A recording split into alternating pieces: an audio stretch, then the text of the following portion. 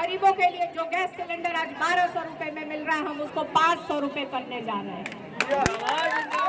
यहीं पे सबसे बड़ी समस्या होती है। महिलाएं हमसे आती हैं और मिलती हैं, जब हम गांव में जाते हैं तो कहती हैं कि बिजली हम लोग कम जलाते हैं लेकिन बिल बहुत ज्यादा भेजा जाता है। उसकी समस्या का भी हम लोगों ने निदान सोचा है। हमारी सरकार आएगी तो 200 यूनिट बिजली हम लोग फ्री में देंगे और आप लोग को शायद कभी बिजली बिल भरने की आवश्यकता भी नहीं होगी। इसमें जिस बेरोजगारी से जूझ रहा है, इस बार आप लोग सत्ता में आते हैं तो इस पे क्या काम होगा ना? बिल्कुल, जिस तरह से हम लोगों ने 2020 के चुनाव में, जो विधानसभा चुनाव में वादा किया था तेजस्वी ने कि हम जब मुख्यमंत्री बनेंगे आप उनको मौका देते हैं तो पहले कलम से 10 लाख रोजगार मिलेगा, सरकारी नौकरियां दी जाएगी। और आपने देखा कि हमें मौका मिला, 17 वर्ष में जो काम नहीं हुआ वो 17 महीने में तेजस्वी ने करीब 5 लाख सरकारी नौकरी देने का काम किया। और अभी भी 3 लाख वैकेंसियां पेंडिंग पड़ी है, जो कि ये डबल इंजन की सरकार है, इसको निकाल नहीं रही है। बीजेपी का महिलाओं के सम्मान के बारे में बात करती है। 17 सीट से बिहार में चुनाव लड़ रही है बीजेपी। 17 सीट में एक भी सीट अभी महिलाओं को नहीं दिया गया है। इस पे क्या आपका विचार? देखिए, भाजपा के कथनी और करनी में बहुत फर्क है। वो जो कहती है वो करती नहीं है।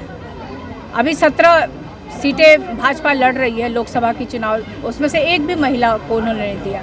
महिलाओं का वोट चाहिए उनको।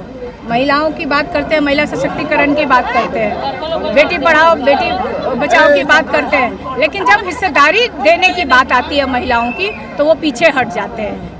इसको महिलाएं बहुत ध्यान से देख रही है और इस बार भाजपा की विदाई तय करके रखी है। अच्छा, महंगाई, देश में अभी जो महंगाई से जूझ रही है, मिडिल क्लास के जो लोग हैं महंगाई से बहुत जूझ रहे हैं, इसका क्या उपाय है?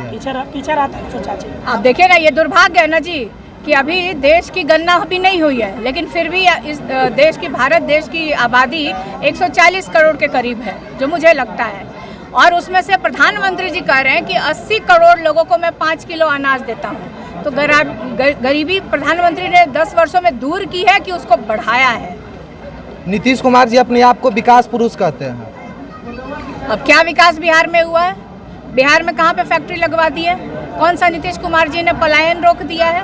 कौन सी बंद पड़ी चीनी मिलों को खुलवा दिया है नीतीश कुमार जी ने?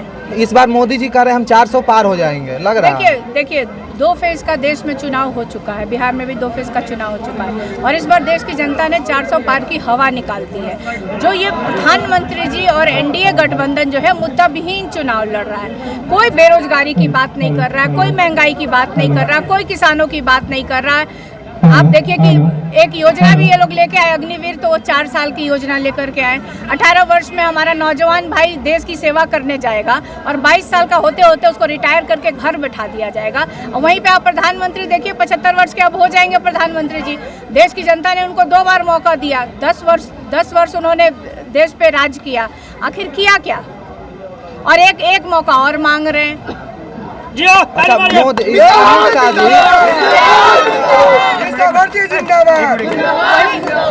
वहीं आप लोग देखिए कि हम लोग जो मुद्दों के साथ जा रहे हैं, हम बोल रहे हैं कि अगर इंडिया गठबंधन की सरकार बनती है देश में तो हम 1 करोड़ रोजगार देंगे, 1 लाख रक्षाबंधन पे गरीब महिलाओं को सहायता राशि देंगे। जो गैस सिलेंडर आज 1200 रुपये में मिल रहा है हम उसको 500 रुपये करने जा रहे हैं। किसानों की आय दुगनी करने की हम बात कर रहे हैं।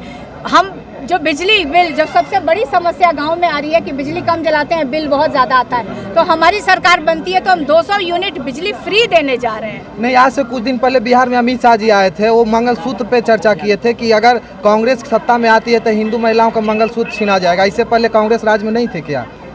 नहीं, कांग्रेस राज में थी और अमित शाह जी को थोड़ा सोचना चाहिए कि जब आप नोटबंदी कर रहे थे, जब नोटबंदी हुई थी इस देश में, तो गरीबों का ध्यान नहीं आया था, महिलाओं का ध्यान उस समय नहीं आया था कि उनको अपने मंगलसूत्र बेच करके अपना परिवार चलाना पड़ा। आप सबका धन्यवाद देती हूँ। आप लोग को पता है कि देश का चुनाव हो रहा है, 2024 का चुनाव है। मैं आप लोगों से एक प्रश्न पूछना चाहती हूँ कि इस देश के प्रधानमंत्री नरेंद्र मोदी कह रहे हैं कि हम 5 किलो अनाज हम गरीबों को दे रहे हैं और एक तरफ आपका बेटा, आपका भाई तेजस्वी कह रहा है कि हम 5 लाख सरकारी नौकरी दिए हैं और आगे भी हम देंगे।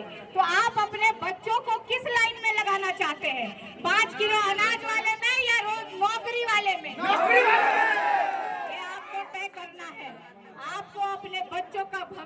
बनाना है। ये चुनाव कोई मीशा भारती का अकेले का चुनाव नहीं है, ये आप सबका चुनाव है।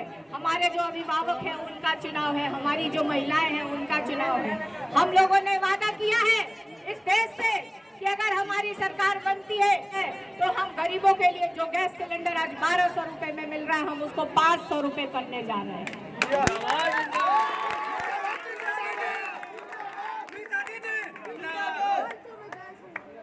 किसानों की आय हम दुगनी करने जा रहे हैं, हम MSP लागू करेंगे।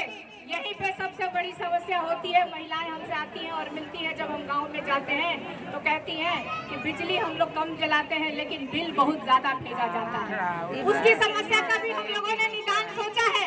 हमारी सरकार आएगी तो 200 यूनिट बिजली हम लोग फ्री में देंगे और आप लोग को शायद कभी बिजली बिल भरने की आवश्यकता भी नहीं होगी।